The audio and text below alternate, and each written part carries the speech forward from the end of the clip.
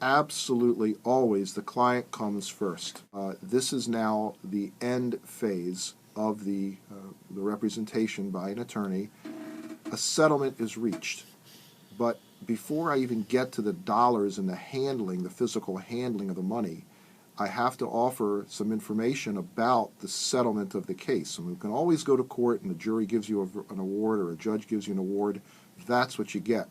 But before we get there, if we're going to settle the case, we absolutely are required to get the client's consent to the settlement. And I have, unfortunately, over the years, had some clients come in and say they want to fire their first lawyer or they want me to sue their first lawyer because the lawyer accepted a settlement without their permission. And what can I, if anything, do about it?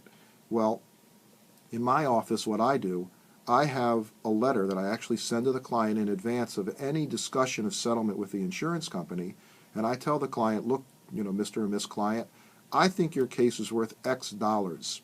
Let me just put a number on that for purposes of our discussion here this morning. Let's say I think their case is worth $10,000.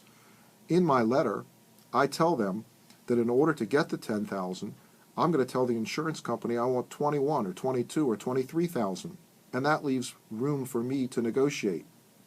Then I send that letter to the client, and I actually spell out in that letter that if we get that $10,000, this is what's going to happen.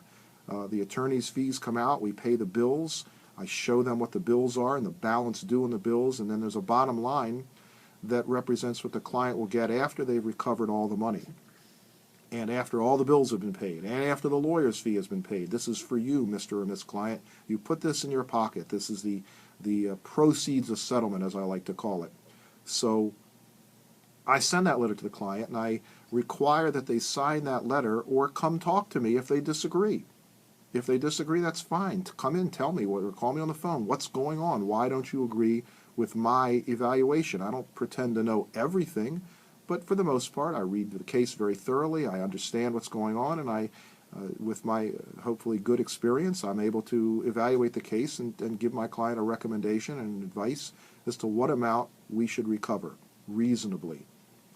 So if a client objects, they call me. They come in, they say, hey, look, this is that, this is this, and they give me some information, and sometimes I change my evaluation. But before I go to the insurance company, I get their signature. So now I send that letter to the insurance company for $23,000, and I tell them, that I want to negotiate with them. I'm not absolutely stuck on 23, and they make an offer, and we go back and forth.